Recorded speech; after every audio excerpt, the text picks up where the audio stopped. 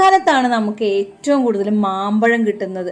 അത് ഓരോ വീടുകളിൽ നിൽക്കുന്ന കണ്ടു കഴിഞ്ഞാൽ അമ്മാതിരി രസം തന്നെയാണ്. നമുക്കൊന്ന് കിട്ടിയിരുന്നെങ്കിലോ, അതൊന്ന് ടേസ്റ്റ് നോക്കാൻ കിട്ടിയിരുന്നല്ലോ, പഴുക്കണം കണ്ടു കഴിഞ്ഞാൽ അതൊന്ന് പൊട്ടിക്കായിരുന്നു, അത് കിട്ടിയ കൊള്ളായിരുന്നു എന്നൊക്കെ നമുക്ക് തോന്നാറില്ലേ?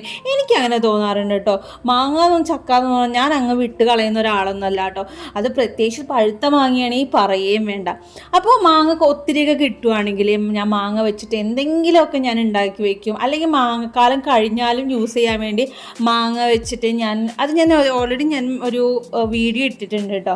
അപ്പോൾ അങ്ങനെയൊക്കെ ചെയ്യും. അതേപോലെ തന്നെ എനിക്ക് മാങ്ങ കിട്ടിക്കഴിഞ്ഞാൽ ഞാൻ ചെയ്യുന്ന ഒന്നാണ് കേട്ടോ ഞാൻ ഇന്ന് കാണിക്കുന്നത്.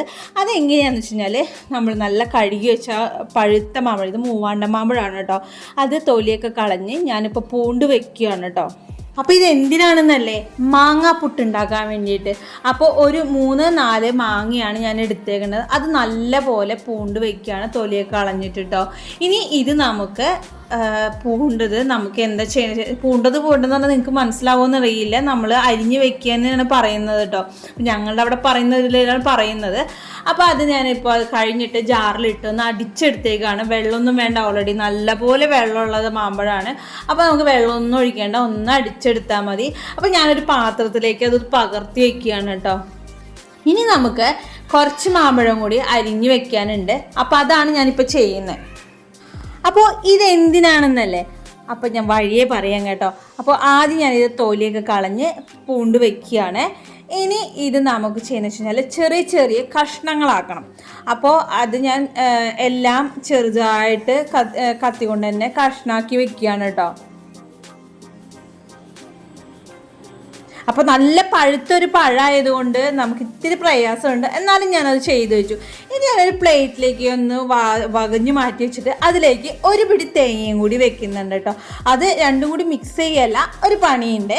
അപ്പോൾ അത് ഇതേപോലെ സെറ്റ് ചെയ്ത് ഞാൻ വെച്ചേക്കാണ്. ഇനി നമുക്ക് ഒരു പാത്രത്തിലേക്ക് ഒരു ഗ്ലാസ് അരിപ്പൊടിയാണ്, പിന്നെ അതിലേക്ക് ആവശ്യത്തിന് ഉപ്പിടണം കേട്ടോ. അത് ഞാൻ കാണിച്ചിട്ടില്ല എന്നുള്ളൂ. പിന്നെ നമ്മൾ അരച്ച് വെച്ചോണം മാമ്പഴം ഉണ്ടല്ലോ, അത് ഇതിലേക്ക് ആവശ്യം പോലെ ഇട്ട് നമ്മൾ വെള്ളം ഒഴിക്കുന്നതിന് പകരമായിട്ടാണ് ഈ മാമ്പഴം അരച്ചത് ചേർക്കണേ കേട്ടോ. അപ്പോൾ കുറേശ്ശെ വെള്ളത്തിൻ്റെ പാകം അനുസരിച്ച്, അതായത് കുഴയ്ക്കാനുള്ള പാകം അനുസരിച്ച് ഇങ്ങനെ നമ്മളിട്ട് നമുക്ക് കൈകൊണ്ട് തന്നെ ഇങ്ങനെ പുട്ടിന് കുഴക്കത്തില്ലേ, അതേപോലെ തന്നെ കുഴയ്ക്കുക കേട്ടോ. ഞാൻ എൻ്റെ അമ്മ ചെയ്യുന്ന കണ്ടേക്കുന്നത് പുട്ടിന് കുഴയ്ക്കുന്നത് വെച്ച് കഴിഞ്ഞാൽ ചെറു ചൂടുവെള്ളത്തിൽ ഉപ്പിട്ടിട്ടാണ് അമ്മ ചെയ്യണേക്കണേ കേട്ടോ. അപ്പം ഞാൻ വിചാരിച്ചായിരുന്നു ഇത് ചെയ്യുമ്പോൾ എനിക്ക് ഇതുപോലെ നല്ല തണുത്തതാണല്ലോ, മാമ്പഴം അടിച്ചു വരുമ്പോൾ തണുപ്പ് പോലെയാണല്ലോ, അപ്പോൾ വലിയ രസം ഉണ്ടാവില്ല എന്ന് വെച്ചാൽ. പക്ഷെ അടിപൊളിയായിട്ട് നൈസായിട്ടുള്ള ഒരു പൊടിയായിട്ട് എനിക്ക് കിട്ടിയിട്ടോ.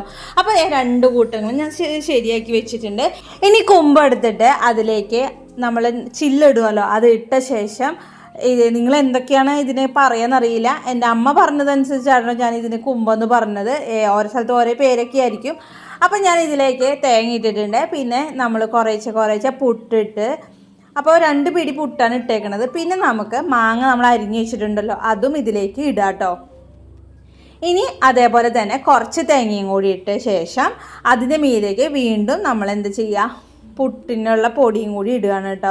അപ്പോൾ നല്ല അടിപൊളിയായിട്ട് തന്നെ ഭംഗിയിൽ കിട്ടാൻ വേണ്ടി തന്നെയാണ് ഇത്രയും ഡെക്കറേറ്റ് ചെയ്തിട്ട് തന്നെ ചെയ്യണേ കേട്ടോ. ചില ആൾക്കാർ പുട്ടിന് മാമ്പഴം മിക്സ് ചെയ്ത ശേഷം ഞാൻ നേരത്തെ അരച്ച് ചെയ്തില്ലേ, എന്നിട്ട് വെറുതെ സാധാ ഒരു പുട്ട് വയ്ക്കാൻ ചെയ്യാമല്ലേ, തേങ്ങയ്ക്ക് ഇട്ടിട്ട് എല്ലാം കൂടി മിക്സ് ചെയ്തിട്ട് ചെയ്യാം കേട്ടോ. അപ്പം ഞാൻ ഇന്ന് ഇത്തിരി ഡിഫറെൻ്റായി വ്യത്യസ്തമായിട്ട് ചെയ്തതാണ്. ഇത് നല്ല ടേസ്റ്റിൽ തന്നെ എനിക്ക് കിട്ടിയിട്ടുണ്ടായിരുന്നു കേട്ടോ. അപ്പോൾ അങ്ങനെ നമ്മൾ പറഞ്ഞുകൊണ്ടിരിക്കുന്ന സമയത്ത് അതിൻ്റെ മീതെ ഏറ്റവും മുകളിൽ കുറച്ച് തേങ്ങ കൂടി ഇട്ടിട്ട് അടച്ച് വെച്ച് ഞാനൊന്ന് വേവിക്കാൻ വെച്ചു കേട്ടോ. അപ്പോൾ നല്ല സൂപ്പറായിട്ടുള്ള ഒരു മാമ്പഴപ്പുട്ട് തന്നെ എനിക്ക് കിട്ടി കേട്ടോ.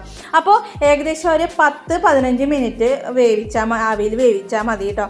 അപ്പോൾ ഓരോരുത്തരെയും പുട്ടുകുമ്പത്തിൻ്റെ ഇതനുസരിച്ചിരിക്കും. അപ്പോൾ അതൊക്കെ ഒന്ന് ശ്രദ്ധിച്ചോളൂ. അപ്പോൾ നല്ല അടിപൊളി പുട്ട് തന്നെ കിട്ടിയിട്ടുണ്ടായിരുന്നു കേട്ടോ. അപ്പോൾ ഇത് എല്ലാവർക്കും ഇഷ്ടപ്പെടുന്ന ഒരു പുട്ട് തന്നെയാണ്. കൊച്ചു കുഞ്ഞുങ്ങൾക്ക് മുതൽ വലിയ ആൾക്കാർക്ക് വരെ ഒരുപാട് ഇഷ്ടപ്പെടുന്ന പുട്ടാണ്. കാരണം മാമ്പഴത്തിൻ്റെ മധുരവും പുട്ടിൻ്റെ ടേസ്റ്റും എല്ലാം കൂടി വരുമ്പോൾ അതിനൊരു പ്രത്യേക ടേസ്റ്റ് തന്നെയാണ് കേട്ടോ.